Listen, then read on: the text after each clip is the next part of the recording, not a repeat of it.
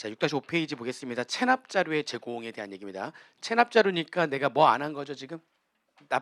납부고지서에 납부기한까지 납부를 안 했으니까 체납이 된 거죠. 근데 그 내가 체납한 그 자료를 누군가에 제공하겠다는 거예요. 지금 체납한 자료를 누가 알고 있죠? 내가 체납한 자료를 세무서가 알고 있을 거 아니에요. 근데 그거를 누구한테 알려주는 거냐? 신용정보회사, 신용정보 집중기관 등 걔네들이 체납자의 인적 사항하고 체납 자료를 요구하면 그러면은 세무서에서 제공해 준다는 겁니다. 체납 자료를. 그러니까 여기서 지금 뭐 하는 거냐? 내가 어디서 대출을 받거나, 그죠? 아니면 뭔가 그, 뭐 보증을 쓰거나 할 때는 또 여기 신용정보회사라든지 신용정보집중기관이라든지 여기에서 나의 신용 상태라든지 이걸 파악을 해야 되거든요. 뭔가 대출해 주려고 보니까 얘가 체납한 게 있는지 없는지 그걸 알아야지만 얘 신용도라든지 그게 정해져 가지고 이자율도 정해지고 아니면 대출을 아예 금액 대출 규모도 정해지고 대출을 아예 해주냐 안 해주느냐 이것도 정해진단 말이에요. 내 신용도에 따라서. 그러니까 체납액이 얼마나 있는지 세무서에 물어본단 말이에요. 누가? 신용정보회사나 신용정보집중기관이 물어보면 그러면 나의 체납 자료를 알려준다는 거죠. 그러니까 그럼 알려주게 되면 그럼 신용정보회사에서 내 체납 자료를 알게 되면 아예 내가 대출을 못 받게 되거나 받는데 금액이 적어지거나 아니면 받는데 금액 어느 정도 된다 할지라도 이자율이 높아지거나 뭔가 불이익을 얻게 된단 말이에요. 세금을 내지 않으면 그러면 자금 조달이 좀 어려워져요. 세금을 내야지만 된다. 이것도 뭐가 되는 겁니까? 간접적 강제 제도가 되는 것이다. 라고 하는 겁니다. 근데 무조건 제공하는 건 아니고요. 제공하는 건 아니고 둘 중에 하나에 해당되는 사람의 체납 자료를 제공해 주는 겁니다. 첫 번째, 체납 발생으로부터 몇 년이 지나고 1년이 지나고 체납액이 얼마 이상인 자, 500만 원 이상인 자, 1년 체납일로부터 1년 지나고 그리고 체납액이 500만 원 이상인 자의 자료를 제공합니다. 두 번째 어떤 사람이냐면 1년에 아니 아직 1년 안 지났어요. 근데 1년에 몇 번 이상 체납한 거예요. 1년 안에 3번 이상 체납하고 체납액이 얼마 이상인 자, 500만 원 이상인 자. 그러니까 아예 1년 지나고 500만 원 이상이거나 1년 안 지났는데 그 안에 3번 이상 체납하면서 500만 원 이상이거나 이런 사람들의 체납 자료를 제공한다는 겁니다. 아시겠죠? 그러면은 최소한 그 기준은 넘어가지 않아야 되겠죠. 기준 넘어가지 않으면은 내 체납 자료는 제공이 안 돼요. 근데 이 기준이 넘어간 사람들은 체납 자료가 제공이 돼가지고 내가 여러 가지 자금 조달에 어려움을 겪게 된다는 거죠. 그래서 세금을 낼 수밖에 없게 하겠다 이런 얘기입니다. 자, 그런데 아무리 또 그 위에 1번하고 2번에 해당되는 자를 할지라도 1, 2번에 해당되는 자를 할지라도 또 다음의 경우에는 정보 제공을 제외한대요. 다음에 정보 제공을 제외하는데 일단 잠깐 볼게요. 5, 6, 7번 다 뭐죠? 물적 납세부. 내가 세금을 안 냈는데 그게 내가 본래 납세부자가 아닌 거야. 내가 본래 납세부자가 아니어가지고 내가 안 낸 건데 그걸로 인해서 내가 불이익을 얻으면 좀 억울하잖아요, 그죠? 그러니까 그 물적 납세 의무에 대한 납부 고지서에 납부기한까지 내가 납부하지 않아서 체납이 됐다면 걔는 아무리 그 위에 요건을 충족한다 할지라도 걔는 세무서에서 나의 체납 자료를 제공하지 않는다. 그 내가 본래 납세부자가 아니니까 자료 제공하지 않는다. 그리고 거기 보니까 4번에 뭐가 있어요? 4번에 압류 또는 매각이 뭔가 유예에 좀 봐주는 경우고요. 그다음에 2번, 3번 있잖아요. 2번, 3번은 이게 아까 제가 그 압류 또는 매각 유예된 거는 징수가 임의적 징수가 있고 무슨 징수가 있었죠? 강제적 징수가 있는데 강제적 징수를 봐주는 거죠. 압류하고 매각은 강제적 징수잖아요. 걔를 압류를 유예시켜 주는 거니까. 아니 압류했는데 매각을 유예시켜 주는 거니까. 압류를 지금 해야 되는데 압류를 오케이 1년 뒤에 오케이 유예시켜 주거나 압류한 거 매각해야 되는데 오케이 이거 1년 동안 안 팔게. 그게 바로 압류나 매각의 유예거든요. 압류나 매각. 그 뭔가 압류나 매각 강제적 징수를 봐주기로 한 거죠. 봐주기로 했는데 실컷 봐주기로 했는데 자료 막 제출해주고 하면 봐주는 거야 안 봐주는 거야? 안 봐주는 거지. 실컷 봐주기로 해놓고선 뒤에서는 막 얘 세금 안 냈다? 막 이러면서 막 이렇게 쟤한테 돈 빌려주면 안 된다? 막 이러고 있으면 이거 나 봐주는 거 아니잖아. 그러니까 압류나 매각을 유예하고 있는 경우라면 걔는 나의 체납 내가 아무리 그 유예 대상자가 된다 할지라도 나의 체납 자료를 신용정보기관 등에 제공하지 않는다는 거예요. 아시겠죠? 자, 그 다음에 2번, 3번은 뭐냐? 2번, 3번 아까 제가 임의적 징수의 경우에 납부 고지가 유예되거나 또는 납부 고지 납부기한 또는 독촉 납부기한이 연장되거나 그죠? 납부기한이 연장돼 납부 고지 자체가 유예가 되거나 납부 고지서의 납부기한 또는 독촉의 납부기한이 연장되거나 걔는 뭐를 봐주고 있는 거죠? 무슨 징수를? 임의적 징수를 해야 되는데 걔를 봐주는 거라고 그랬죠. 근데 그 봐주는 거는 뭔 일이 나가지고 그러는 거죠. 근데 뭔 일이 난 게 여러 가지였었어요. 뭔 일이 난 게 내가 지금 신체적으로 뭔가 지금 어려움을 겪고 있거나 아니면 상중이거나 뭐 이런 것들 그럴 수도 있고요. 아니면 굉장히 어 경제적 또는 내 사업 관련해 가지고 어려움을 겪고 있거나. 근데 그 2번하고 3번이 2번하고 3번이 지금 다 뭐냐면 납부기한 연장 또는 납부 고지의 유예 사유인데 그중에서도 신체와 관련이 없는 사업과 경제적인 이유로서 어려움에 처해 가지고 유예되는 거 있죠. 그런 경우에는 지금 경제적 사유 또는 사업적 사유로 인한 납부기한의 연장 및 납부 고지의 유예 사유예요. 2번, 3번이. 유예 중에서도 딱 그러니까 신체적인 어떤 6개월 이상 요양이 필요한 질병이 걸렸거나 뭐 상해를 입었거나 또는 상중이거나 이거는 안 들어가는 거예요. 걔네들은 걔네들은 내가 체납했을 때 체납 자료가 제공이 돼야 한대요. 제공이 돼요. 근데 경제적인 어려움으로 인해 가지고 납부기한 연장됐거나 유예했거나 되면 걔네들은 내 체납 자료가 아무리 요건을 충족한다 할지라도 제공이 된다고요, 안 된다고요? 안 된다. 걔 약간 그 임의적 징수의 연장이나 유예는 무슨 사유로 인한 임의적 징수의 연장과 유예만 봐주는 거죠. 여기서는 경제적인 이유로 인한 임의적 징수의 연장과 유예만 봐주는 거예요. 그렇게 보시면 돼요. 2, 3번, 2, 3번에 좀 조금 약간 제한적이에요. 그다음에 1번은 이게 당연한 게 내가 지금 세금을 안 내고 있거든요. 왜 안 냈느냐? 내가 지금 불복 청구했거든. 나는 지금 이 납부 고지서에 납부 기한까지 안 낸 이유가 이 납부 고지는 이거 나한테 잘못됐다고 생각해가지고 내가 지금 뭐가 된 거예요. 지금 이의 신청하거나 심사 청구하거나 심판 청구하거나 한 거예요. 근데 그게 아직 결정이 안 난 거야. 뭐는 지났고요 일단. 그러니까 납부 고지가 딱 되는 순간 왜 내가 지금 내가 5천만 원? 이거 말도 안 돼. 해서 내가 지금 이거 이의 신청 또는 심사 청구했단 말이에요 지금. 근데 거기 적혀있는 납부 고지세 당연히 지금 이의 신청 했는데 돈 내겠어요 안 내겠어요 당연히. 나는 내가 이걸 불복한다니까. 난 이거 좀 인정할 수 없다니까. 인정할 수 없는데 납부기한까지 내겠어요? 안 냈지. 그러니까 뭐가 돼버렸죠 내가? 체납이 된 상태인 거지. 근데 이거는 지금 뭔가 다툼의 여지가 있는 거잖아요 지금. 아직 결정이 아직 안 된 거예요. 내가 맞을 수도 있다는 거죠. 그러니까 아직은 결정이 안 된 건데 이거를 꼰지르면 돼 안 돼요? 안 되죠. 아직 결정이 아직 안 된 거야.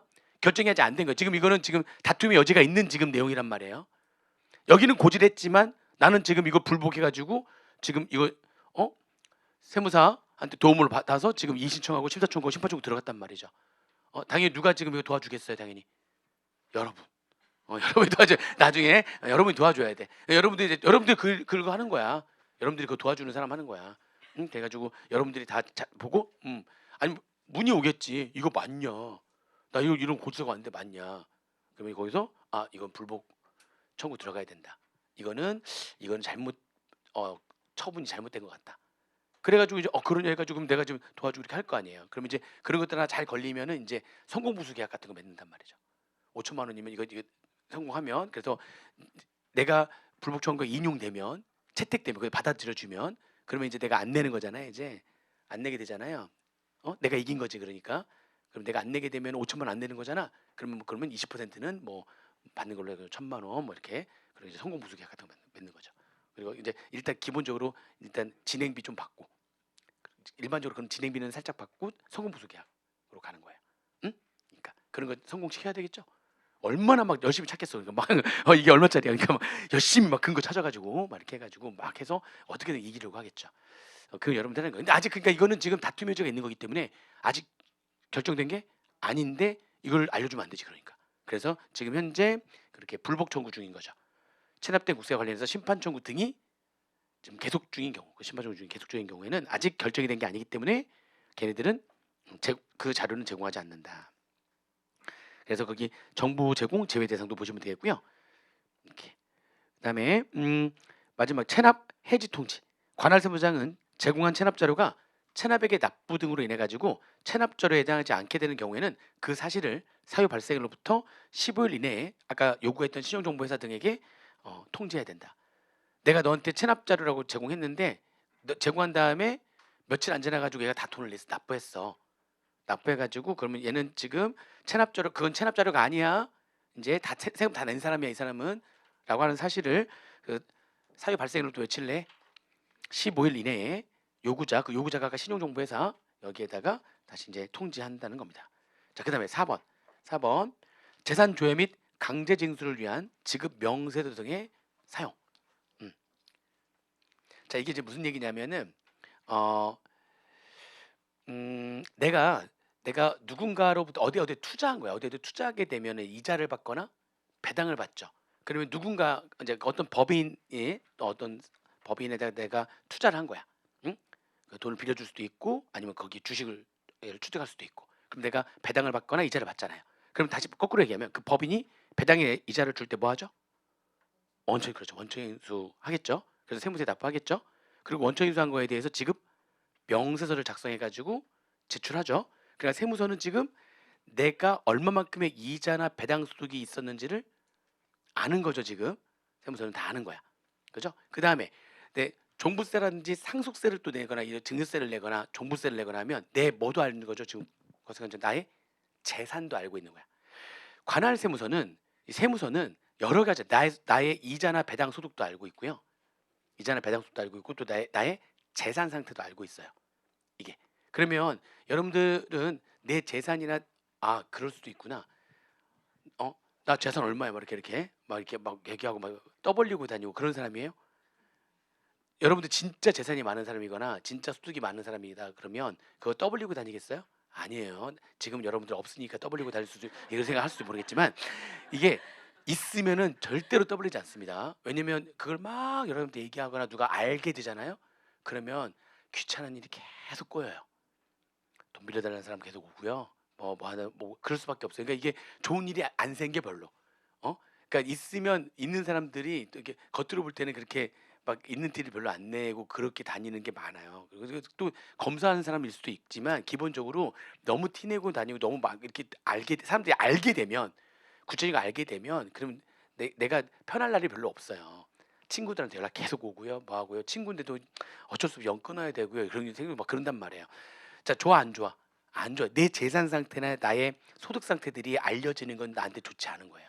나한테 이득이에요, 불이익이에요? 불이익이에요. 그게 알려지는 거는 불이익이에요. 아시겠죠? 그런 얘기인데, 근데 여기 지금 내용 보시면은 그는 알려지는 거는 별로 지금 나한테 지금 별로 좋은 게 아닌데요. 근데 여기 내용 보니까 여기 내가 어떤 사람이라면 그게 되게 중요한 건데 제일 마지막 두 번째 줄 끝에 보세요. 체납자의 재산 조회와 강제 징수를 위해서 사용할 수가 있다. 만약 내가 세금을 뭐 했다면 체납을 하게 되면은 체납자의 경우에는 세무서가 알고 있는 나의 재산, 그죠? 또 세무서가 알고 있는 내가 이자나 배당을 얼마 받았는지 조회가 다 가능하다는 겁니다. 나한테 별로 좋은 일이에요, 안 좋은 일이에요? 안 좋은 일이라니까. 그거를 누군가가 조회를 한다는 것 자체가 일단 나한테는 안 좋은 거라고요. 내 재산을 조회하거나 나의 지급 명세서로 확인할 수 있는 이자나 배당 소득들이 확인되거나 그런 걸 조회한다는 것 자체는 나한테는 좋은 일이 아닌 거예요. 그러니까 이것도 나한테는 이득이 되는 일이 아닌 거예요. 다 드러나는 거니까 내가 뭐 하면 그렇게 드러난다고요? 체납을 하게 되면은 그것들을 조회한다는 겁니다. 그러니까 세금을 낼 수밖에 없게 만든다는 거죠. 너 체납하면 그거 다 조회할 거야. 이렇게 되는 거니까. 아시겠죠? 자, 그다음에 근데 그렇게만 알고 있으면 돼요. 걔는 체납을 하면 재산조회와 그런 재산조회도 하고 지급 명세서도 조회하고 막 한다는 거죠. 자, 그다음에 사업에 관한 허가 등의 제한. 자, 이거 뭐냐면 이제 5번에 내가 어떤 사업을 해야 되는데 그 사업을 하는데 그냥 내 맘대로 하는 게 아니라 그거를 관할하고 있는 주무관서로부터 허가를 받아야지만 할 수 있는 사업들이 있어요. 예를 들면은 학원도 당연히 학원을 하겠다라고 해가지고 교육비 신고해가지고 허가를 받아야지만 할 수가 있는 거예요. 응? 그러니까 이건 음식점을 하는 것도 뭔가 허가를 받아야지만 할 수 있는 거고요. 뭔가 영업에 허가를 받아야지만 할 수 있는 사업들이 거의 많은데 그런 사업들을 관어 사업이라고 합니다. 주무관청으로부터 뭐를 받아야지만 할 수 있는 사업? 허가를 받아야지만 할 수 있는 사업들이 꽤 많아요. 어떤 사업은 신고만 하고도 할 수 있는 사업들도 있고요. 어떤 사업은 꼭 뭐를 받아야지만 하는 사업이 있어요. 허가를 받아야지만 할 수 있는 사업이 있어요. 근데 그 중에서 여기는 무슨 얘기죠? 어떤 사업? 허가를 받아야지만 할 수 있는 사업. 그런 사업을 우리가 무슨 사업이라고 한다고요? 관어 사업이라고 합니다. 그러니까 이거는 어떤 얘네들을 관할하는 주무관서가 있어요. 주무관청으로부터 허가를 받아야지만 사업을 할 수가 있는 것들이 있다는 거죠. 근데 이제 얘가 지금 관어 사업을 하려고 그래. 주무관청 등으로부터 그걸 관할하고 있는 그걸 하고 있는 그런 관청들로부터 허가를 받아야지만 그러면 내가 지금 그런 사업을 지금 할 수가 있는데 그런 주무관청으로부터 허가를 받아야지만 할 수 있는 사업. 이게 또 뭐가 있지? 옛날에 유학 같은 거 이렇게 중간에 그러니까 중간에 커미션 먹으면서 이제 가서 그 유학 가는데 거기 어디에서 이제 머물어야 되고 어떤 학교에 들어갈 수 있고 뭐 이런 걸 중간에 이렇게 연결해 주는 그런 업체들도 꽤 많은데 유학 그런 소개하는 업체들이 꽤 있는데 그런 소개하는 업체들도 주무관청으로부터 허가를 받아야지만 할 수 있어요. 아무나 할 수 있는 게 아니에요. 그러니까 그게 가가지고 그쪽 나라에 가서 부동산 계약도 맺어야 될 거 아니에요. 그런 자격증도 있어야 되고 그러니까 여러 갖춰야 될 게 많아요. 그러니까 이런 갖춰야 될 거 다 여기다 가져가가지고 여기서 뭘 받아가지고 이제 허가를 받아가지고 이제 사업을 하는 거죠. 허가를 받는다는 거는 갖춰야 될 요건들이 여러 가지가 있다는 거예요. 그걸 다 갖춰서 여기다 제출하고 여기서 확인했더니 오케이 모든 걸 다 갖췄네 요건을 그러면 여기서 뭘 해주고 허가를 해주는 거죠. 응? 자 그럼 얘가 요건을 다 갖췄어요. 갖췄는데 얘가 세금을 내지 않은 거야. 그 체납한 건 누가 아는 거죠? 지금 누가 알아요? 세무장이 알고 있잖아. 세무장이 체납했잖아요. 근데 얘가 알고 보니까 얘가 무슨 사업을 해요? 지금 관어 사업을 하고 있어요. 그럼 얘가 얘한테 요청하는 거야. 그 관어 사업이라고 하는 거는 일단 일정 기간 동안 허가 기한 일정 기간이에요. 그럼 이 일정 기간 지나면 다시 그거를 허가 갱신을 해야 되는 거지. 근데 얘가 이제 갱신할 때가 된 거야. 그럼 얘한테 얘가 내용 보내는 거죠. 그래가지고 그거를 신규 허가라든지 갱신 등을 하지 아니할 것을 요구할 수가 있는 겁니다. 관어사 이거 허가해주지 마세요. 라고 얘가 요구를 할 수가 있고요. 허가해주지 마세요. 이거 허가해주지 마세요. 라고 걔를 주무관청에 요구할 수가 있고요. 그 요구를 받은 주무관청은 그 요구에 응해야 돼요. 그럼 얘가 뭐를 못하게 되는 거죠? 사업을 못하게 돼버리는 거야. 세금을 안 내면 관어 사업을 못하게 되는 거야. 세금을 내게 할 수밖에 없는 거지. 그죠? 거기는 뭐라고 되죠? 사업에 관한 허가 등의 제한. 다른 말로 관어 사업의 제한이라고 하는 겁니다. 관어 사업의 제한. 어떤 얘기인지는 아시겠죠? 그러니까 세금을 안 내면 얘가 이거 허가하지 마세요라고 요구를 할 수가 있다니까요. 왜냐면 허가라고 하는 게 일정 기간이 있다 보니까 갱신해야 되거나 아니면 애가 지금 관어 사업을 하려고 그래. 아니면 이미 하고 있으면은 이제 갱신해야 되고 이제 하려고 해. 그러면 아예 처음부터 신규 허가를 해주지 말아라. 아니면 이제 하고 있다면 갱신해주지 말아라. 이렇게 요구할 수가 있어요. 그리고 요구할 수가 있어요. 그걸 뭐라고 하느냐? 걔를 갱신도 못하고 신규 허가도 하지 말아라. 라고 하는 것을 사전적 제한이라고 표현합니다. 하고 있는데 갱신해주지 말아라. 아니면 처음 시작도 못하게 하는 거죠. 아예 신규 사업 허가를 하지 말아라. 사업 허가 중이라면 지금 내년에 갱신해야 되는데 그거 갱신해주지 말아라. 이렇게 이거는 사전적 제한이라고 하고요. 그러면 사전적이 아니라 사후적 제한은 이건 뭐냐면 사후적 제한은 얘가 세금을 안 내면 이제 사후적 제한은 지금 아직 갱신하려면 몇 년 남았거든요. 1, 2년. 근데 갱신해주지 마세요가 아니라 지금 당장 지금까지 해줬던 영업 허가 있잖아요. 영업 정지를 요구하는 거야. 아예. 또는 그동안 해줬던 그 허가를 취소. 지금 그러니까 하고 있는 중에 바로 그냥 못하게 해버리는 거죠. 하고 있는 중에 못하게 하는 거예요. 걔를 사후적 제한. 하고 있는데 못하게 하는 거예요. 허가를 내줬다면 취소하거나 아니면 영업을 정지하거나 그렇게 해주세요. 영업 정지시키거나 허가를 취소해주세요라고 얘가 뭐 할 수 있어요? 요구할 수 있는데 걔를 사후적 제한이라고 합니다. 이미 하고 있는데 정지를 하거나 취소해버리는 거지. 얘는 아예 시작도 못하게 하는 거고. 근데 이제 하나 더 들어온 게 시작도 못하게 하거나 아니면 좀 나중에 조만 뭐 하면 이제 갱신을 못하게 하거나 시작도 못하게 하거나 갱신을 못하게 하거나 걔는 뭐라고 하고요? 전적 제한이라고 하는 거고 사후적 제한은 지금 당장 그냥 그동안 했던 허가를 취소하거나 하고 있는데 지금 당장 취소하거나 아니면 하고 있는데 영업을 정지시키거나 이걸 요구하는 거를 사후적 제한이라고 하는 거고 아시겠죠? 얘는 사전적 제한, 사후적 제한이 둘 나눠지는 겁니다. 둘로 이렇게 나눠져요. 그게 거기 내용 나와 있는 거죠. 그러면 보세요. 사전적 제한은요. 사전적 제한은 지금 내가 얘가 이런 거를 관원 사업을 하려고 하는데 얘가 뭐 한 게 있다면 체납한 게 있으면은 아예 얘는 허가해 주지 마세요. 바로 그러는 거야. 체납하면은 그 내용을 보셔야 되는데 뭐를 체납하느냐? 세금은 딱 세 개예요. 주요 세금, 법인세, 소득세, 부가가치세. 부가가치세. 그거를 체납하게 되면 한 번만 체납하더라도 아예 시작을 못 하는 거예요. 한 번만 체납하더라도 사전적 제한은 딱 1회만 체납하더라도 아예 신규 허가가 안 내려지거나 아니면 하고 있는데 조만간에 뭐가 안 되거나 갱신이 안 되거나 갱신이 안 되거나 그러니까 하거나 한 번만 체납하면 갱신이 안 되거나 아니면 아예 처음에 시작할 때 신규 허가가 안 되거나 그거를 요구할 수가 있어요. 한 번만 체납하면. 근데 얘는 지금 당장 허가를 취소해 버리거나 영업 정지해 버리는 거잖아요. 한 번만 체납했는데 하고 있는 걸 지금 당장 허가를 취소하거나 영업 정지하면 너무 심하잖아요. 그러니까 이 사후적 제한은 좀 더 까다로워요. 한 번만 체납하는 게 아니에요. 보니까 얘는 몇 번 이상 체납하라고 돼 있죠. 보니까 또 이제 소득세, 법인세, 부가가치세를 몇 회 이상 체납하고요. 3회 이상 체납하고요.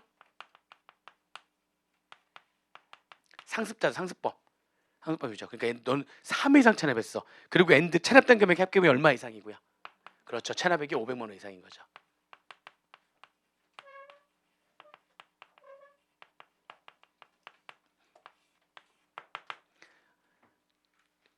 상습범이고 금액도 꽤 큰 거예요. 두 가지가 모두 충족돼야 됩니다. 이 두 가지가 모두 충족되면은 지금 당장 영업을 못 해버려요. 왜냐면 그 요구하면 얘는 무조건 응하거든요. 요구를 하면 얘는 응해야 되기 때문에 요구하면 응하니까 지금 하고 있는 사업을 지금 당장 못 하는 거예요.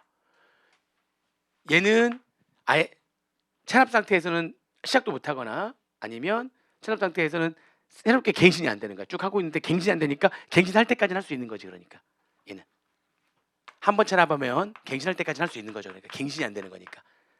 아니면 아예 처음부터 시작이 안 되는 거니까. 근데 이거는 이미 돈이 엄청 들어가서 지금 하고 있는데 지금 당장 허가가 취소돼 버리거나 영업 정지가 되는 거니까 더 세거든요. 그러니까 이거는 요 정도는 충족해야 지금 당장 허가를 취소하거나 영업 정지를 요구할 수 있다는 겁니다. 요구하면 무조건 응하게 돼 있고. 그래서 그게 센 거야. 아시겠죠? 여기 보시면 돼요. 자, 근데 아무리 여기 기준에 해당한다 할지라도요. 체납을 했어. 체납하면 원래 처음부터 신규 허가가 안 내려져야 되는데 근데 다음에 상황에서는 체납했더라도 허가해 주는 거예요. 다음의 상황에서는 이렇게 잘못했는데도 불구하고 영업 정지나 또는 허가 취소를 안 하는 거예요. 요구하지 않는 거예요. 무슨 말인지 이해되시죠? 그게 뭐냐면 그게 사업 관련 허가 등의 제한 금지입니다. 제한 금지. 이런 일이 있다 할지라도 그냥 제한을 안 하겠다. 제한은 금지. 제한하지 않겠다. 계속 사업을 그냥 정상적으로 영업할 수 있게 해주겠다. 요구하지 않겠다. 하지 못하게 하거나 뭐 이런 것들 요구하지 않겠다. 아무리 체납했다 할지라도 그게 다음의 경우에 해당된다면. 그게 첫 번째가 뭐냐면 공시송달의 방법으로 납부 고지된 경우. 이거는 배웠죠. 그죠. 원래 교부 송달하거나 우편으로 송달을 해야 되는 건데 뭐 여러 가지 이유로 인해 가지고 그러면은 그렇게 하지 않고 공시 송달하잖아요. 게시판으로 해가지고 하거나 해가지고 며칠 지나면 효력이 발생하는 거예요. 14일이 지나면 효력이 발생하는 거잖아요. 그럼 고지된 것으로 봐버리는 거잖아요. 실제로 근데 이제 문제는 뭐냐면 그러면 공시 송달하게 되면 14일 지나면 고지된 걸로 보죠. 고지된 걸로 봐가지고 당연히 고지된 걸로 봐가지고 납부기한까지 안 내면 이제 뭐가 되는 거죠. 그것도 지금 공시송달로 인해 가지고 고지된 걸로 보고 납부기한까지 안 내면 뭐가 된 겁니까? 이제 체납이 된 거죠. 공시송달로 인해 가지고 체납한 거예요. 이 사람이 체납을 했는데 뭐에 의해서 체납했다고요? 공시송달로 인해 가지고 체납이 된 거예요. 국기법 공시송달 공부했죠. 그러면은 이 공시송달 지금 체납자가 직접 받아본 적이 있어요, 없어요? 없어요. 우편송달이나 교부송달이 아니란 말이에요. 다시 말하면 공시송달은 정확한 송달이 아니에요. 뭐 여러 가지 사유가 있어가지고 그게 안 되니까 그게 교부송달이나 우편송달이 안 되니까 어쩔 수 없이 지금 무슨 송달을 한 겁니까? 공시송달을 한 건데 이거는 제가 지금 받는지 안 받는지 알 수가 없어요. 정확한 송달이 아니에요. 부정확한 송달이라고 하는 거죠. 송달이긴 하지만 그죠? 부정확한 송달이에요. 근데 그래서 상담에 못 벌 수도 있잖아요. 근데 그 공정단을 해가지고 납부고지서에 납부기한까지 안 냈다고 사업 자체를 못하게 해버리는 건 너무한 거 아니냐라고 하는 거죠. 그럼 부정확한 송달이기 때문에 그거는 제한을 하지 않겠다. 그냥 그거 공정단로 인해 가지고 체납한 거는 관원 사업을 제한하지 않겠다. 그냥 계속 사업을 할 수 있게 해주겠다. 부정확한 송달이기 때문이다. 아시겠죠? 그렇게 정리하시면 되겠습니다. 그 다음에 2번, 3번, 4번 이렇게 쭉 가가지고요. 2, 3, 4번부터 해가지고 8번까지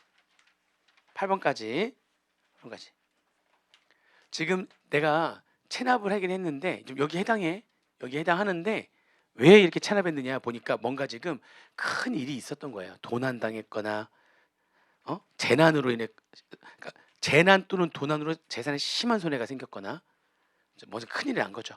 경영하는 사업에 현저한 손실이 발생하거나 부도 도산의 우려가 있거나 동거가 중에 질병이나 중상으로 6개월 이상 치료가 필요한 경우 또는 사망에서 상중이거나 지금 보니까 아까 얘기했던 어떤 납부기한 연장이라든지 납부고지의 유예 경제적 또는 신체적 또는 사업상 그런 어려움을 겪은 거예요. 쫙 보니까 그렇죠? 5번에 보니까 민사집행법에 따라서 강제집행 실행돼 가지고 지금 경매가 시작되거나 또는 파산 선고를 받았거나 어음이나 수표법에 따른 어음 교환소에서 거래 정지적 이게 무슨 말이냐면 어음이나 수표가 부도났다는 거예요. 부도가 났거나 그렇죠? 그 다음에 지금 상황이 너무 안 좋아가지고요. 내가 지금 재산이 얼마 안 남아서 이 남은 재산이 강제 징수비는 사실 얼마 안 되는 거잖아요. 보관비라든지 수수료. 근데 그 강제 징수비를 징수하게 되면 남을 여지가 없어가지고 강제 징수를 종료할 필요가 있는 경우에 해당하는 경우. 그러니까 지금 강제 징수라고 하는 건 뭐죠? 압류인데 압류하려고 했더니 재산이 있긴 있는데 이 재산이 뭐를 충당하면 남질 않아요? 강제 징수를 충당하면 남을 게 없으면 그냥 압류를 굳이 할 필요가 없다는 거죠. 돈이 더 들어. 압류하고 뭐하고 근데 거기 들어가는 수수료라든지 강제 징수비가 지금 한 100만 원 들 것 같은데 다 있긴 있는데 보니까 60만 원밖에 없어. 국가는 차라리 안 하는 게 나은 거야. 안 하는 게. 해가지고 100만 원 들었는데 갖고 오는 게 얼마밖에 없으니까 60만 원밖에 없으니까 차라리 강제 징수를 그냥 종료시키는 게 더 국가가 유리한 거야. 그냥 차라리. 그 지금 얘가 완전히 지금 경제적인 어려움, 금전적인 어려움, 뭐 신체적인 어려움 그런 어려움을 그 어려움을 겪고 있는 중인 거죠. 그런 어려움을 겪고 있는 중이라면은 이게 이 제한은 하지 않겠다는 거예요. 사업은 할 수 있게 해줄게 지금. 그렇지 않아도 어려운데 사업도 못하게 해버리면은 얘를 죽이자는 거잖아요 지금. 무슨 말인지 이해되세요? 지금 굉장한 어려움에 지금 처해져 있는 애인데 그러니까 얘가 지금 체납을 이렇게 막 상습범이네. 아주 딱 보니까 체납을 하는 사람은 크게 두 가지죠. 진짜 어려움에 봉착해가지고 세금마저도 못 내고 있는 거죠. 근데 생각을 해보세요. 이것도 잘 생각해야 돼. 세금을 낼 게 있는데 안 낸 거잖아. 세금을 낼 게 있다는 거는 내가 돈을 벌었다는 거잖아. 돈을 벌었다는 거잖아요. 근데 지금 돈을 벌었으니까 세금을 낼 게 있는데 그 사이에 뭔 일이 난 거잖아요. 지금 그 사이에. 그러니까 지금 그 사이에 뭔 일이 나가지고 못 내게 되는 상태가 된 거죠. 그래서 기본적으로 체납을 하게 되면은 돈을 번 게 있으니까 세금을 낼 게 있었고 근데 걔를 안 냈다는 거니까 일단 기본적으로 나쁜 놈이죠. 기본적으로 체납을 하는 거는 나쁜 놈이란 말이에요. 기본적으로는 체납은 두 개. 낼 여력이 있어 없어? 있어요. 있는데 지금 어떻게 한 거예요? 장판에다가 지금 5만 원짜리 다 깔아놓거나 지금 장판 뜯으면 나오고 진짜 이거 지금 우스갯소리를 하는 게 아니라 실제 제자들이 세무 공무원 하는 제자들도 많이 있단 말이에요. 징수과 제자들 얘기를 들어보면은 가보면 장판부터 먼저 뜯는데요. 진짜 워낙에 장판 밑에다가 5만 원짜리로 쫙 두 겹으로 해놓은 사람도 많아가지고 그거 혹시나 잘못될까봐 코팅해서 쫙 해놓는데요. 돈을 코팅해가지고 그런 사람들이 실제로 있었고 실제 갑자기 타워팰리스에 살아. 근데 체납했어. 타워팰리스야. 그 뭐 그때 옛날에 뭐 그 몇십억 몇백억 할 때 막 그런 데 사는데 세금을 안 낸 거야. 진짜 압류로 들어갔어요. 근데 압류인데 아무리 뭐 없는 딱 없는데 갑자기 막내가 딱 가다가 같이 갔던 막내가 딱 멈추더니 저기 아니 여기 난로가 있는 게 좀 이상하지 않아요? 난로가 있는 거야 거기에. 난로가 있는 거죠. 아니 타워필스에 웬 벽난로? 막 약간 여기 벽난로가 있지. 여기 유럽도 아닌데 왜 그러지? 여기 타워필스 단독 주택도 아닌데 그러니까 다들 아무래도 그래서 열어봤더니 거기가 이제 위에는 이제 막 잿더미가 있잖아요. 이렇게 잿더미 있어서 했는데 그 잿더미를 이렇게 하니까 거기에 위에 이제 뭐가 있고 쓱 그냥 거기 안에 그냥 그죠? 막 순금 덩어리하고 그냥 뭐 이런 것들 막 있는 거지. 그래서 막내가 지나다 좀 이상하지 않아요? 되게 찾아 그런데요. 가면 별짓을 다 한답니다. 그러니까 장 체납을 하는 사람은 둘 중에 하나예요. 진짜 나쁜 놈이거나 왜냐면 체납했다는 걸 기본적으로 돈을 벌었으니까 세금을 낼 게 있었던 거고 근데 그걸 안 내는 거니까 기본적으로 나쁜 놈인 거지. 그런데 이런 경우도 있다는 거죠. 벌었어. 낼 게 있어. 근데 이 사이에 뭔 일이 난 거잖아요, 지금. 이 사이에. 재난, 도난. 다 도난 당했어. 다 재난을 해 가지고 다 엎어져 버렸어. 다 무너져 버렸어. 그렇죠? 이 사이에 지금 아, 애가 지금 막 아프대 6개월 이상 지금 되게 엄청난 지금 충격이 오는 거예요. 이거는 엄청난 충격이 오는 거예요. 지금 이건 세금 내고 이 세금 이게 중요한 게 아닌 거지. 어? 저도 뭐 애 아프면 아무 뭐 감기 뭐 아무튼 그럴 거예요. 이렇게 6개월 이상이나 아플 정도면 되게 큰 병에 걸린 거 아니에요? 그렇죠? 그러니까 뭔가 정신이 없는 상태거나 실제 사업에 심한 손해를 입었거나 부도가 났거나 이 사이에 뭔 일이 난 거잖아요, 지금. 그럼 이런 사람들은 사업을 못하게 해버린다는 건 말이 된다 안 된다? 안 된다라는 겁니다. 그런 사람들은 사업 못하게 하면 어떡해.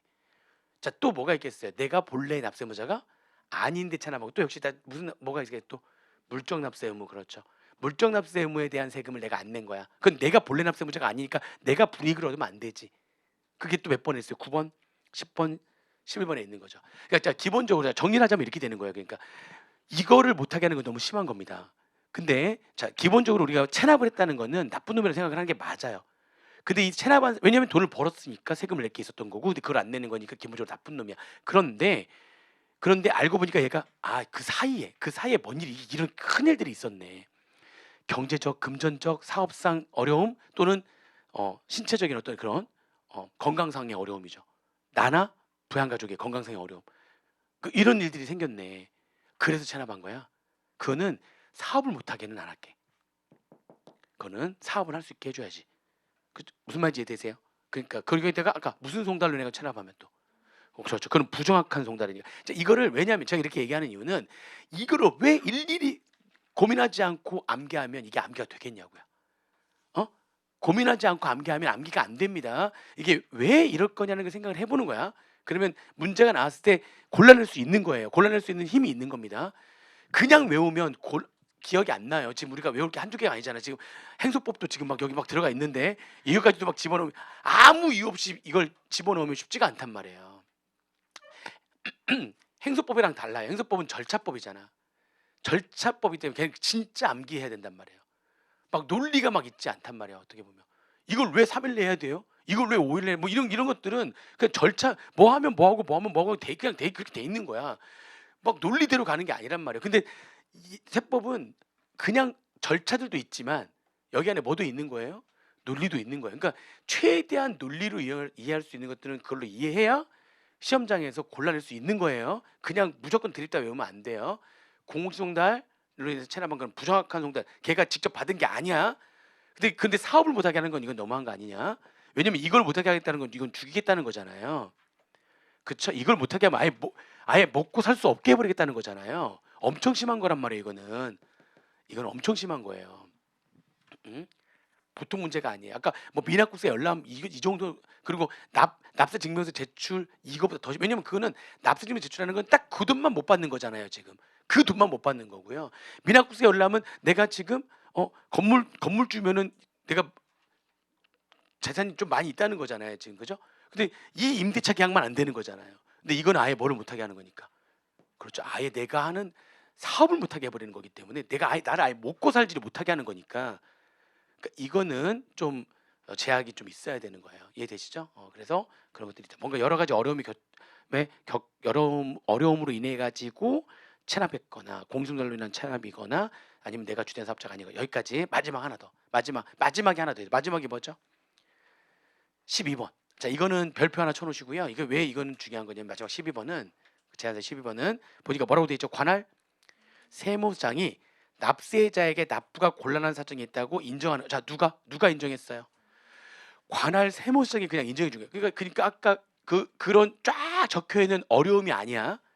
그런 어려움이 아닌데 누가 판단하는 거예요. 그런 어려움까지는 아니지만 쫙 적혀 있는 어려움은 아니지만 이것도 좀 힘들 것 같은데 내기가 하고 누가 인정해 준 거죠? 관할 세무서장이 인정을 하는 거야.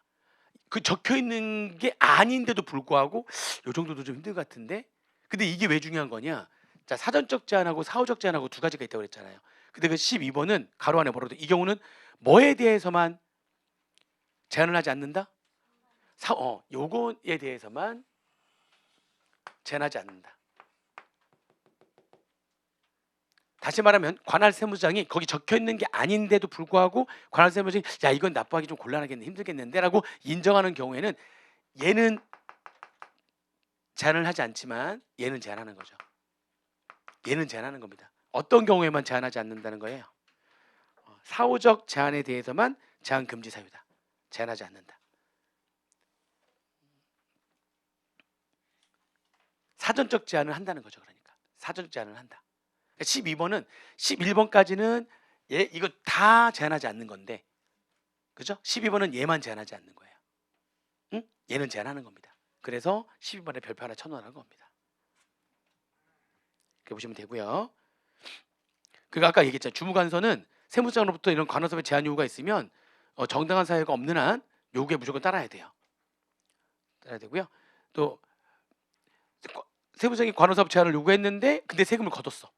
세금을 거두면 바로 다시 그 제한 풀어주세요라고 또 얘기해야 될 거 아니에요. 그러면 그 징수했을 땐 지체 없이 그 요구를 바로 뭐 해야 된다? 철회하여야 한다. 자, 그럼 6번째 출국 금지 요청. 출국 금지 요청. 딱 느낌이 오죠? 세금을 체납하면 출국하고 싶어도 못 하는 거예요. 법원에다 그 법무부 장관한테 이거는 이제 출국 금지는 누가 하는 거냐면 법무부 장관이 하는 거거든요. 법무부 장관한테 출국 금지를 요청하는 거예요.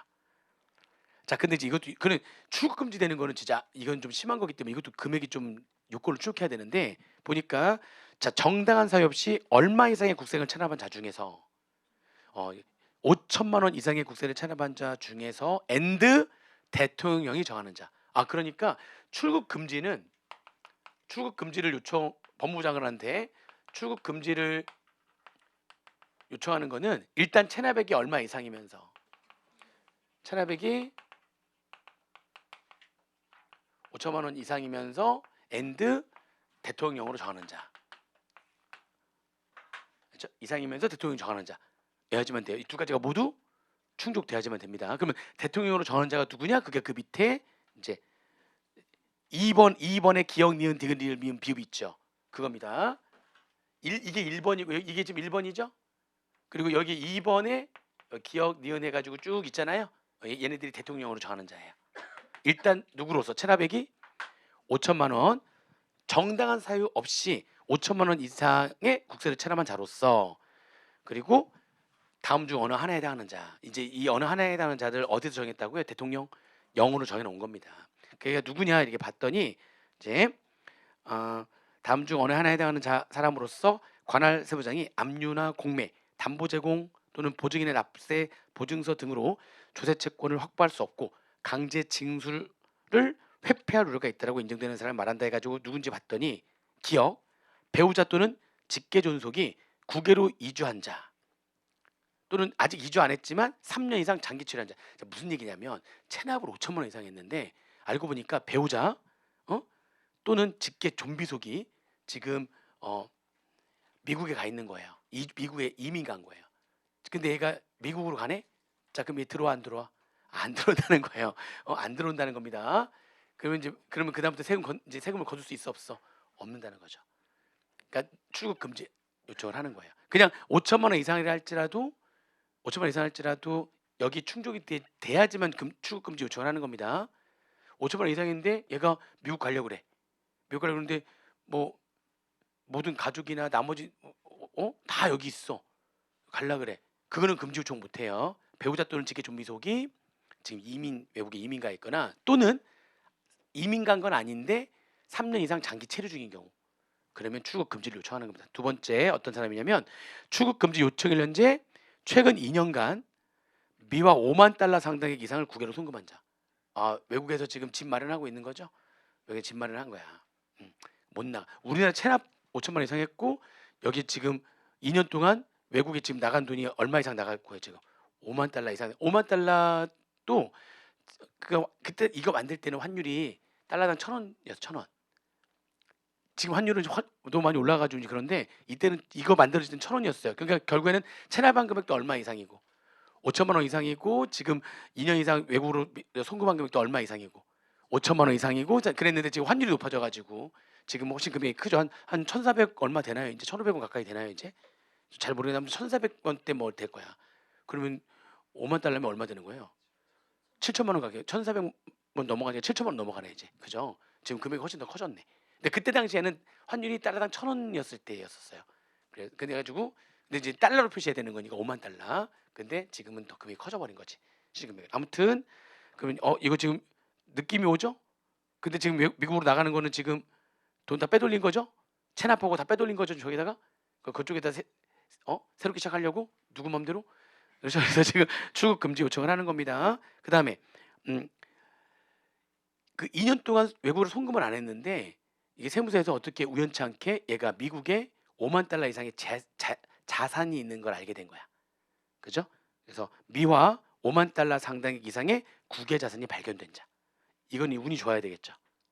이거는 돈 보낸 건 없는데 5만 달러 이상의 자산이 발견됐다면 얘도 못 나가게 하는 거예요. 그렇죠? 리을.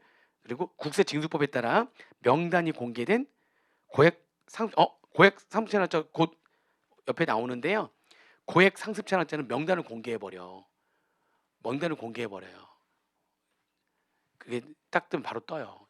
자 그러면 동네 소문 다 나죠?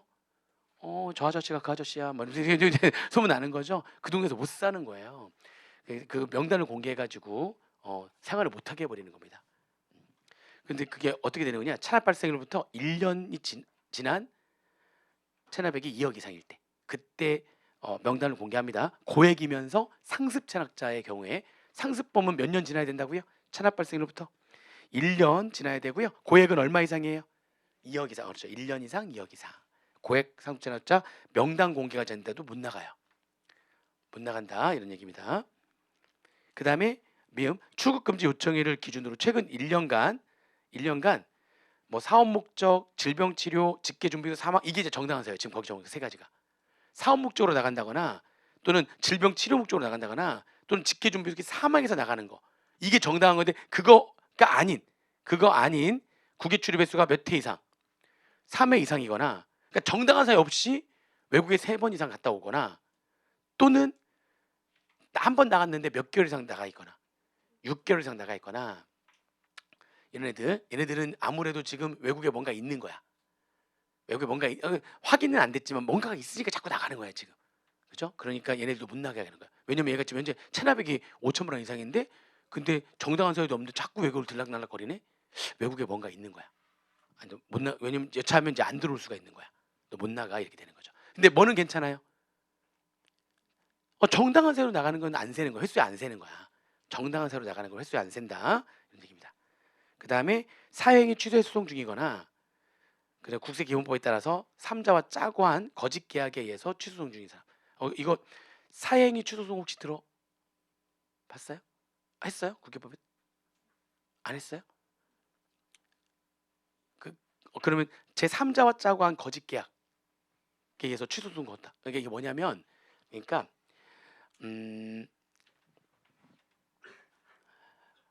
이제 이게 갑이 있고 이게 A가 있는데 얘가 지금 세금을 얘가 체납은 납부 고지서에 납부기한까지 납부하지 않으면 체납이 되는 거잖아요.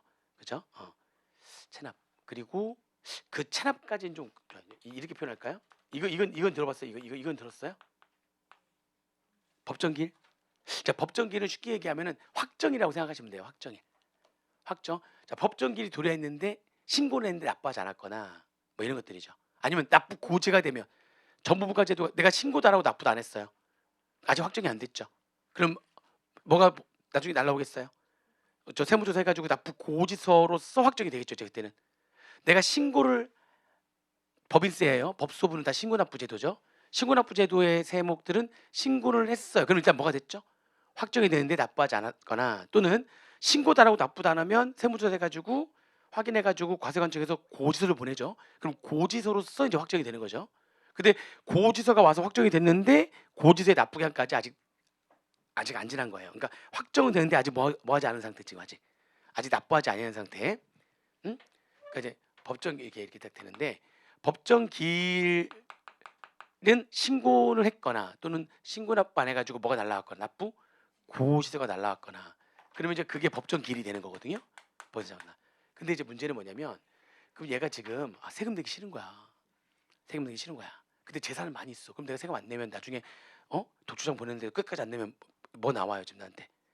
그렇죠. 이제 압류 나와가지고 내가 갖고 있는 뭐 토지, 건물 뭐 이런 거 다 압류 당한단 말이에요. 나 이거 진짜 근데 세금도 내기 싫은데 압류 당하기 싫은 거야. 그러니까 지금 법정 기일이 도래하기 전에 어차피 내가 조만간 내가 신고를 안 했기 때문에 조만간 납부고서 조만간 날라올 거거든요. 그럼 아직 법정 기일이 도래하지 않았죠. 오기 전에 얘한테 지인이야 지인, 먼 친척 아니면 친한 친구 하고 얘하고 양도계약을 맺어버려. 양도담보. 자, 내 거 실질은 내 건데 얘하고 양도담보 계약을 맺어. 그럼 소유권이 어디로 넘어가니까? 법적 소유권은 아까 얘기했잖아. 얘한테 넘어가죠. 실질은 누구 건데? 얘 건데. 양도담보 계약을 맺어버려. 이렇게. 아니면 그냥 아는 사람한테 야 이거 나중에 나한테 돌려. 그냥 양도해버려. 그냥 가짜로 가라로 허위계약. 둘이서 그러니까 뭐야? 둘이서 짜고 거짓 계약. 실제로 양도한 거야 안 한 거야? 안 한 건데 뭐 안 당하려고 지금 얘가. 이게 나중에 압류가 들어왔는데 법정 기일 이후에 양도담보 계약을 맺었잖아요. 그러면 얘가 우선순위가 있어가지고 얘가 얘한테 물정납세 의무, 아까 얘기한 물정납세 의무가 부여가 되는 거예요. 그럼 얘가 세금을 여기다 내긴 내야 되는 거예요. 여기에 온 이 토지가 여기 왔으면 토지가액을 한도에서 세금을 내야 되는 거야. 근데 양도담보권자 물정납세 의무가 성립이 되려면 양도담보 계약 일보다 뭐가 더 우선돼야 되는 거죠? 이게 더 빨라야 양도담보권자 지금 얘한테 가 있는 토지에 대해서 누가 우선권이 있기 때문에 담보 설정일과 법정 기일은 날짜가 빠른 게 우선순위가 있다니까요. 응? 날짜가 빠른 게 우선순위가 있어요. 나중에 이제 국회법에서 조세채권 우선순위 따질 때 이제 아마 국세 우선의 원칙에서 순위를 따질 거예요. 담보 채권하고 담보가 제공된 채권하고 그 다음에 국세하고는 동급이에요. 그러다 보니까 얘는 날짜 싸움을 하는 거야. 누가 빠르냐? 근데 얘가 날짜가 더 빠르냐? 담보 설정이 더 빠르냐? 만약 얘가 더 빠르면 국세가 우선권이 있으니까 걷어들여야 되는데 법적으로 누구한테 가 있기 때문에 얘한테 가 있기 때문에 얘한테 무슨 납세 의무를 부여하는 겁니까? 물적 납세 의무를 부여하는 거야. 이해되세요? 그래서 토지가액을 한도로 해서 내가 우선권이 있으니까 이것도 다 세금 납부해야 돼. 근데 양도담보 설정이 얘보다 빠른 거야. 그러면 아예 얘한테 뭐를 할 수가 없는 거예요. 물적 납세 의무를 부여할 수가 없는 겁니다. 그러면 얘가 우선권이 있는 거기 때문에 국가 우선권이 없으니까 이거를 뺏어갈 수가 없는 거예요. 가져갈 수가 없는 거예요. 그러니까 얘가 머리 쓰는 거지. 내가 지금 세금 안 낼 거거든. 납부고소 조만간 날라오기 전에 잽싸게 날라오기 전에 아직 법정기일이 도래하기 전에 잽싸게 얘랑 무슨 계약을 맺어버리는 거예요. 양도담보 계약을 맺어버리는 거죠. 둘이서 뭐 한 거죠? 짜고 친 거지. 이해되세요? 짜고 친 거예요. 그러면 이거를 거기 뭐라고 돼 있어요? 제3자와 짜고 한 거짓 계약. 옛날에는 뭐라고 했냐면 이거를 이런 표현 통정 허위 계약.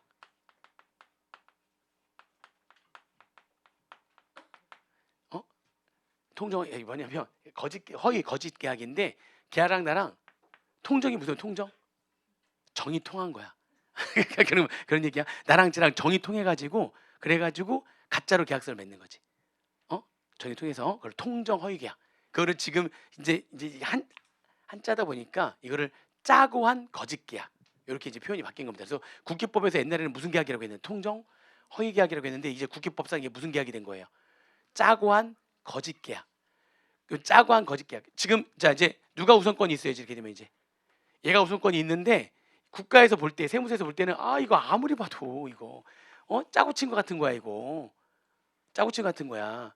그러면은 얘가 국가에서 소송을 걸 수가 있어요. 두 가지 소송을 걸 수가 있는데 첫 번째는 요게 이제 기간이 얼마 안 요거 도래하기 바로 얼마 전에 1년 그 기간을 정해 가지고요. 그 기간 얼마 전에 이거 했다 그러면 이건 짜고 한 거짓 계약으로 봐 가지고 이거 취소해 주세요라고 법원에 소송 거는 거야.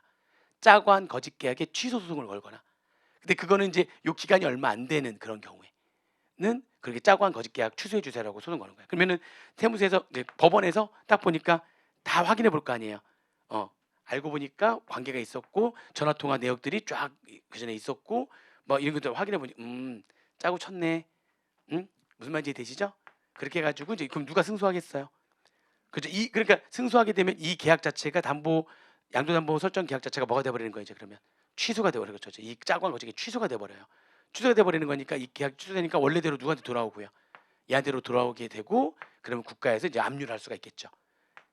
또 뭐가 있냐면 사회행위 좀 이따 우리 또 나오는 것 중에 하나인데 간단하게 얘기하면 사회행위 취소송이라고 했어요. 이게 무슨 얘기냐면 얘가 이렇게 짜고 쳤는데 그 기간 내에 막 하고 이게 아니야. 그러면 얘가 짜고 한 거짓 계약이라고 취소송을 걸 수 없는 상태가 된 거예요. 근데 이게 느낌이 계속 안 좋은 거야. 근데 이걸 어떤 소송을 거냐면 사행 국가를 해할 목적으로 행위한 거다. 그러니까 이 행위는 사회 행위다. 국가를 해할 목적으로 한 행위다. 그러니까 이 행위를 뭐 해달라? 취소해달라고 소송을 걸 수가 있어요. 사회행위 취소소송이라고 합니다. 지금 다 뭐 하는 거죠? 이 행위를 취소해달라는 겁니다. 취소해달라. 국가가 승소하게 되면 그럼 이 행위가 뭐가 되는 거니까 이 행위 자체가 취소가 되기 때문에 사회행위 취소소송에서도 국가가 승소하거나 짜고 한 거짓 계약 소송에서도 국가가 승소하게 되면 이 행위 자체가 뭐가 돼서 이 행위 자체가 취소가 되면 원래대로 돌아오잖아요. 돌아오고 그리고 이제 국가에서 뭐 할 수 있고요. 압류할 수 있고요. 일반적으로 짜고 한 거짓 계약은 양도담보 계약인데요. 양도담보 그게 아니라 얘한테 그냥 팔아버렸어. 양도 또는 얘가 얘한테 증여했어.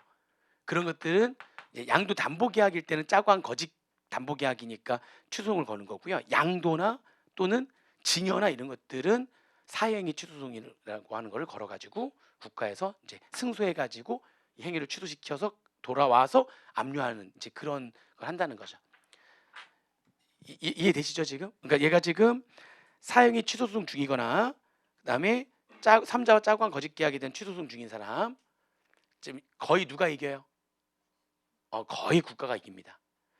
국가에서도 확신이 있으니까 이 소송을 거는 거거든요. 국가가 이건 거의 이긴다고 보시면 돼요. 아시겠죠? 근데 그 소송 중인 사람이 국가가 곧 이겨야 되는데 근데 얘 나가요. 안 들어오네. 이제 무슨 말인지 이해되시죠? 그러니까 국가가 거의 이기는 싸움이기 때문에 소송 중인 경우에 못 나가게 하는 거예요. 응? 그렇게 보시면 되겠습니다. 보시면 되고 출구금지 요건하기 그냥 읽어보시면 됩니다. 오른쪽 페이지에 출구금지 해제 요청. 자, 출구금지 해제 요청은 두 가지가 있는데요. 다음의 경우에는 출구금지 해제를 요청해야지만 되는 강제사항이고요. 1번. 2번의 기억 니은 디귿은 해당되면은 출구금지 해제를 요청할 수 있는 상황입니다. 요청해도 되고 안 해도 되고 임의 사항이죠. 1번은 뭐냐면은 실제 그 요건을 충족하지 못 아니 이 요건을 충족해야지만 출금지 요청을 하는 건데 요건을 충족하지 않은 거야. 요건을 충족하지 않았다는 거니까 체납액이 얼마 미만이 돼버린 거죠. 근데 살짝 내가지고 체납액이 5천만 원 미만이 되면은 출금지 요청을 못 하잖아요. 그러니까 그 요건 자체가 해당되지 않게 되면은 출금지 해제 요청을 해야지만 돼요. 5천만 원 미만이 됐거나 그죠? 아니면은 요게 다 해소가 됐거나 그러니까 얘가 아니거나 얘가 아니거나 그러면은 해제를 해야지만 됩니다. 해제를 해야지만 된다. 그렇게 보시면 되고요. 그 다음에 2번은 뭐냐면 2번에 그 기억 니은 디귿 아까 얘기했던 외국 나가는 정당한 사유 있죠. 횟수 아까 안 센다고 했잖아요. 그 나가는 게 뭐 예를 들면 사업 목적으로 출국하는 경우 아니면 직계 준비속이 사망해가지고 출국하는 경우 아니면은 내가 질병 치료 때문에 나가는 경우 그거를 아까 제가 정당한 사유로 인한 지금 출국이라고 그랬잖아요. 그런 정당한 사유가 정당한 사유가로 나가는 거야. 그거는 그러니까 판단해가지고 세무서장이 판단해서 얘는 해제를 요청해도 되고 요청하지 않아도 되고 이거는 이제 그거는 약간 정당한 사유의 출국 정당한 사유의 출국이 되면 이거는 누가 판단하라고요? 세무서장이 판단해가지고 이거를 해제를 요청할지 말지 판단해라. 네가 판단해서 해라 이렇게 하는 겁니다. 그렇게 보시면 되고요. 자, 그다음에 이제 고액 상품 아까 고액 상습 체납자는 고액이 얼마 이상이에요? 2억 이상. 상습은 몇 년 체납을 몇 년 지난 거고요. 1년 이상 지난 거고요. 그 두 가지를 모두 충족하게 되면 명단을 공개해 버리겠다는 거죠. 그 동네에서 못 살게 하겠다는 거예요. 창피하게 하겠다는 거죠. 자꾸 이름 오르내리겠죠. 어? 야, 너 누구 어느 법인 잘 나가는 거 알지? 그 대표 찬압했다? 뭐 이런 약간 이런 것들도 별로 안 좋죠. 그러니까. 근데 다음의 경우에는 명단을 공개할 수 없다. 그래서 1번부터 7번까지 쫙 나와 있는데 5, 6, 7번은 또 무슨 찬압이죠? 물적 납세 의무는 이건 내가 본래 납세 의무자가 아니기 때문에 그죠? 내가 물적 납세 의무에 대한 세금을 체납했을 때 내 명단이 공개되면 나 억울하죠. 내 정확히 하면 내 세금이 아니니까 좀 억울한 거니까 이렇게 5, 6, 7번은 하는 거 아니고요. 그다음에 4번 재산 상황이라든지 미성년자 해당 여부 및 그 밖의 사정 등을 고려했을 때 이게 공개에 실익이 없다라고 또는 공개할 때 공개가 부적절하다고 판단될 때는 공개하지 않는다. 아직 애야. 아직 애인데 병당 공개하고 막 그러면 좀 부적절하잖아요. 그죠? 부적절하잖아. 그리고 실익이 없다는 건 무슨 얘기냐? 사실은 지금 이거는 명단을 공개해가지고 창피를 주게 해서 그래가지고 세금을 내게 만들겠다는 게 목적 아니에요? 그렇잖아요. 세금을 내게 만드는 게 목적 아니에요. 결국 그게 실익이 있는 거잖아요. 근데 분명히 상습 고액 체납자가 맞는데 근데 그 고액이니까 돈을 그만큼 엄청 벌었다는 거잖아요. 지금 세금을 낼 게 2억이나 체납했다는 거는 그 세금이 2억 이상이라면 번 돈은 훨씬 더 많았겠죠. 그죠? 근데 지금 그걸 체납하고 있는데 그게 지금 또 몇 년 지났어요. 지금 1년 지났죠. 그래서 딱 공개하려고 딱 봤더니 이 사람이 그 사이에 사업하는 사람들 그렇잖아요. 한 큐에 훅, 한 큐에 훅. 나도 사업인데. 근데 아무튼 한 큐에 훅, 한 큐에 훅 이렇게 할 수 있는데, 할 수 있는데 그렇게 되면 그렇게 되면은 이 사람이 이제 그러면 이제 저를 어디서 볼 수 있어요? 지하철 뭐 저기 구석 뭐 이런데 뭐 이렇게 뭐 가보면은 뭐 판자 뭐 좀 그런가? 자, 아무튼 노숙자가 된 거야 지금. 자, 그럼 이런 사람들은 공개를 해봤자 실익이 있어요, 없어요? 없죠. 우리가 이걸 공개하겠다는 거는 이 사람한테 너 안 창피하려면 세금 내라고 하는 건데 어차피 이 사람은 지금 사회와 단절됐어 이미. 응? 이미 노숙자라니까. 재산 상태에 비춰봤을 때 공개하는데 실익이 없어. 노숙자 의미. 아니면 미성년자. 이미 애인데 애 이름 막 거기다 쓰는 게 맞아요? 아직 애인데? 얘 잘못이야? 아빠 엄마 잘못이지? 그죠? 근데 그 걔 이름 막 해가지고 학교 소문나게 하면 돼요, 안 돼요? 좀 그렇죠. 이거는 부적절한 거지. 그러니까 미성년자거나 재산 상태 비춰봤을 때 이게 공개 실익이 없거나 아니면 공개가 부적절하다고 판단이 되면 판단이 되는 거야. 하지 마라. 하지 마라. 얘네는 공개하지 마라. 그게 4번이에요. 그렇죠? 그 다음에 3번에 보니까 뭔가 회생계획 인가의 결정에 따라서 차등된 국세의 징수를 유예받고 유예 기간 중에 있거나 회생계획이 납부 일정에서 납부를 하고 있는 경우. 그러니까 지금 채무자 회생 및 파산에 관한 법률에 의하면 내가 회생 신청을 하잖아요. 회생 신청하게 되면 일정 기간 내가 지금 당장 갚아야 될 돈은 5년 동안 유예시켜줘. 5년 뒤에 갚고. 그다음에 너는 5년 동안 대신에 이렇게 살아야 돼. 혹시 내가 수업 시간에 얘기한 거 있는데 걔네들이 다 계획표를 짜준다면서요. 내가 어떻게 돈을 써야 되고 그리고 어떻게 이거 다 계획표를 짜준다니까요. 그래가지고 그 계획대로 해라. 그러니까 회생 계획인가 이거죠. 너 이 계획표대로 살아야 돼. 그러면 내가 대신에 네가 갚아야 될 돈 내가 5년 뒤에 갚게 해주고 뭐 이렇게 혜택을 주는 거예요. 응? 회생 계획서대로 내가 살아야 돼. 근데 내가 그 계획대로 지금 이제 이행을 하고 있어. 성실하게 이행하고 있어. 그리고 지금 5년 동안 지금 봐주기로 해가지고 그 5년 동안 이제 봐주기로 한 기간이야. 그럼 난 지금 성실하게 이행하고 있어. 근데 내 이름이 공개됐어. 지금 뭐 하자는 거죠 지금? 나 지금 성실하게 지금 하고 있는데 이행하고 있고 지금 하는데 명단이 공개된 거야. 말이 돼 안 돼? 안 되는 거예요. 그거는 지금 채무자 회생에 관한 회생 및 파산에 관한 법률에 따라 가지고 회생계획 인가의 결정에 따라서 그 회생 계획대로 이행을 하고 있거나 거기에서 그 일정 기간 뒤에 갚으라고 해서 유예를 하고 있는 중에 명단을 공개하면 안 되는 거죠. 그런 얘기고요. 그 다음에 2번. 이것도 나올 수 있어요. 이것도 나올 수 있는데 지금 내가 상습자고 고액이야. 1년 이상 그리고 얼마 이상 체납했어요. 2억 이상 체납을 했는데 그건 맞는데 체납액이 지금 내가 한 10억 되거든. 체납한 기간 1년 넘었고 고액 사무처가 맞아요. 맞아요. 근데 내가 최근 몇 년 안에 만년간 최근 2년 안에 내 체납액의 몇 퍼센트 이상을 납부했다면 근데 여전히 아직 체납액은 아직 그래도 5억 납부했더라도 아직 5억이잖아. 여전히 아직도 고액 상습 체납자가 맞지만 최근 2년간 몇 퍼센트 이상을 납부했다면 전체 체납액의 50% 이상을 납부했다면 노력하고 있는 중이잖아. 그러니까 뭐 하지 않겠다는 거죠?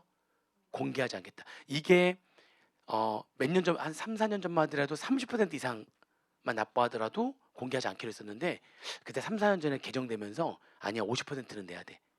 그래서 바뀐 거예요. 그래서 옛날 걸로 해서 틀린 목으로 나올 수 있어요. 30%로 해서 틀린 목으로 나올 수 있어요.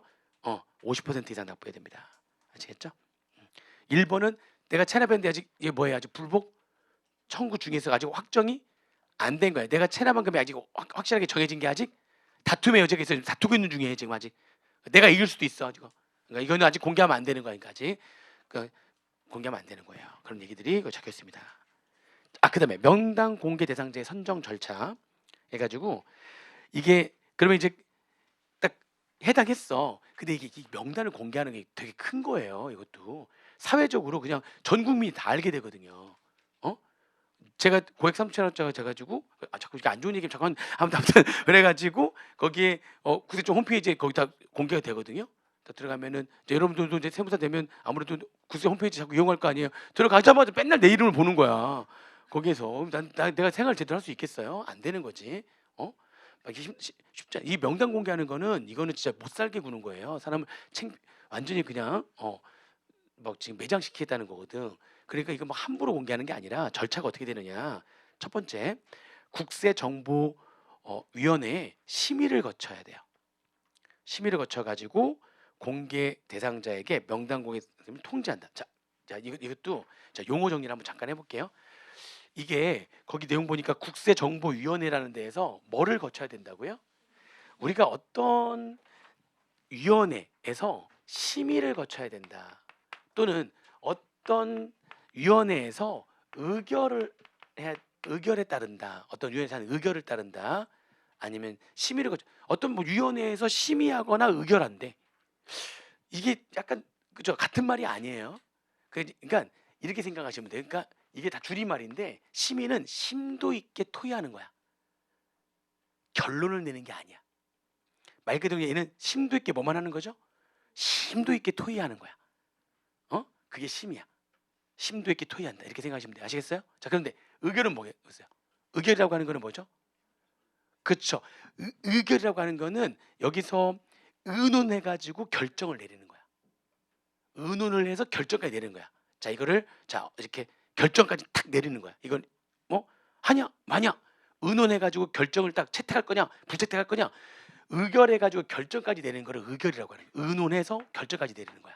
자, 얘는 결정 내리는 거야 안 내리는 거야? 결정 내리는 게 아니고 심도 있게 토의하는 거야. 그러니까 약간 뉘앙스가 다르죠. 무슨 위원회에 심의를 거친다 또는 무슨 위원회에 의결을 거친다. 다른 얘기예요. 다른 얘기예요. 자, 얘는 의결하는 거야 심의를 거치는 거야. 얘는 심의를 거치는 거야. 공개를 할 거냐 말 거냐라고 하는 거를 위원회에서 결정하는 게 아니야. 아시겠죠? 결국 그냥 심도 있게 뭐만 하는 거죠? 심도 있게 토의만 하는 거예요. 심도 있게 토의만 해가지고 공개 대상자에게 이제 심의를 거친 다음에 공개 대상자에게 명단 공개 대상자의 힘을 통지한다. 그리고 통지하는데 아직 그 사람한테 통지한 거지 아직 명단 공개한 거 아니에요. 통지를 하면서 뭐라고 하냐면 자, 소명할 기회를 주겠다.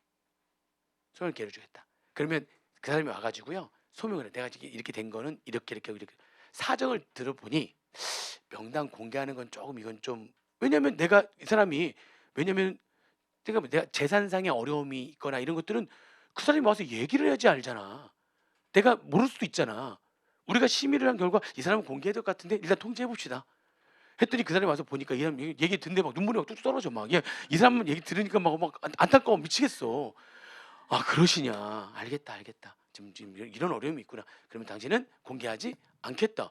뭔가 그 사람이 공개를 안 당하려면 지금 내 상태가 지금 공개하면 안 되는 상태인 거야. 그걸 자기가 와가지고 소명을 한다는 거지. 그러니까 소명의 기회를 주는 거예요.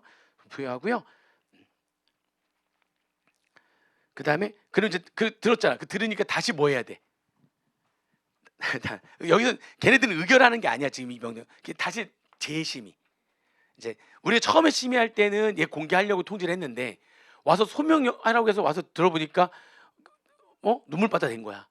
그래가지고 이제 재심의한 결과 얘는 공개하지 않는 게 맞다. 또는 재심의한 경우에 얘는 공개를 하는 게 맞다. 이해되시죠? 근데 그래서 다시 이제 재심의해가지고요. 재심의해가지고 공개 대상자를 선정한다. 그래 선정하게 되면 공개를 하는데 어떻게 공개하느냐? 관보에 게재하거나 국세정보통신망 또는 관할세무서의 게시판에 게시하거나. 그래서 이제 홈페이지에도 뜨고요, 세무서 게시판에도 뜨고요, 관보에 게재되고요, 막 그렇습니다. 공개 대상자가 법인이면은요, 법인 대표자도 함께 공개합니다. 아시겠죠? 그렇게 해서 보시면 됩니다. 자, 넘기면 여기 마지막까지 하고 오실게요. 고액 상습 체납자의 감치가 뭐야? 감치. 그러니까 경찰서 유치장이 있고요. 유치장 또는 교도소 또는 구치소 이런 데가 있잖아요. 경찰서의 유치장이나 교도소나 구치소에 유치하는 거예요. 응? 그러니까 잠깐 거기도 이렇게 청찰상 있죠? 거기 안에 들어가 있는 거죠. 거기 안에 들어가서 완전 감옥은 아닌데 그건 아닌데 거기 잠깐 들어가 있게 하는, 그래 잠깐 들어가 있게 하는 걸 감치라고 하는 거예요. 감치. 그런 경찰서에서 안에 뒤에 가면 이런 거 있어요. 그래가지고 막 그 뭐야, 술 많이 먹고 이렇게 하시는 분들, 막 이런 분들 거기 가면 이제 다들 같이 누워 있어요. 이제 다 해가지고 누워 있어 합니다. 나도 거기 가야 되는 거죠. 이제 그렇게 되면 체납하면 가야 되는 거야. 근데 이거는 생각해 보세요. 이거는 아무래도 그래도 창살 안에 들어가 있는 거잖아. 감옥에 완전 감옥은 아니지만 들어가 있는 거잖아요. 그러니까 이 감치는 그냥 좀 안 냈다고 무조건 감치하면 안 돼요. 안 냈다고 감치하면 안 돼요. 그러면은 이건 좀 너무 심한 거라서 요건을 모두 충족해야 돼요. 요건을 모두 충족해야 되는데 다음에 사유에 모두 해당해야 된다. 1번. 자, 일단은 상습 체납자 요건을 좀 1년 이상, 2억 이상, 그리고 몇 회 이상 체납도 거기다 엔드. 3회 이상 체납. 그렇죠. 그 3회 이상 체납하면서 체납일도 1년 이상이면서 체납액이 얼마 이상이면서 2억. 그 1번. 고액 상습에다가 하나 더 추가됐죠. 그 1번 충족되면서 또 2번도 충족돼. 2번 납부능력이 있는데도 불구하고 정당한 수요 없이 체납한 경우여야 되고요. 아까 뭐 재산 상태에 비춰봤을 때 이런 사람들은 감치 안 하는 거예요. 그런 사람들은 납부능력이 있는데도 불구하고 정당한 수요 없이 체납하고 있는 거고요. 3번 잘 보세요. 아까 또 국세정보위원회 얘기는 심의가 아니라 뭐예요? 이거는 감치는 그냥 단순히 토의만 하면 안 되는 거예요. 이 사람을 여기다 집어넣을 거냐 말 거냐 결정까지 결론을 지어야 돼요. 그래서 얘는 국세정보위원회 뭐에 따라서 한다고요? 의결에 따라서. 거기서 의결합니다. 거기서 아예 의논해서 결정을 하는 거예요. 그냥 심도 있게 토의만 하면 안 되는 거예요. 이거는 되게 심각한 거기 때문에 창살 안에 들어가는 거니까 준 감옥이죠. 그러니까 감옥에 집어넣겠다는 거기 때문에 이거는 의결에 따라 가지고 하는 겁니다. 앞에는 심의, 얘는 의결이에요. 이거를 다르게 해가지고 나오면 진짜 찾기 힘들 거예요. 자, 고액 상습 체납자의 명단 공개보다 더 심한 거예요. 이거는 준 감옥에 집어넣겠다는 거니까 이건 더 심한 거예요. 지금. 그러니까 얘는 심의가 아니라 얘는 뭐에 따라야 되는 거예요? 이거는 의결을 내야 돼. 의결에 따라야 되는 거예요. 의결에 따라 가지고 한다. 그리고 세 가지가 다 충족돼야 되는 거예요. 그 의결에 따라 해당 체납자에 대해서 감치 필요성이 인정되는 경우에는 감치를 하는 겁니다.